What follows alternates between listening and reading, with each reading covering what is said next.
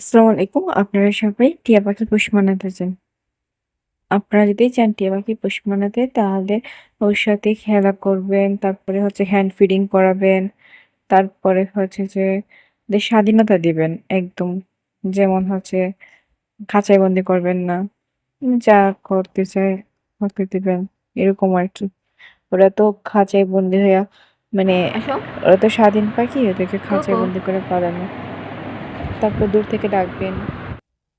তারপরে হচ্ছে যা খাবেন তা দিবেন। দেখবেন যে ওরা যেন না খায়। মানে একটু দিবেন আরকি।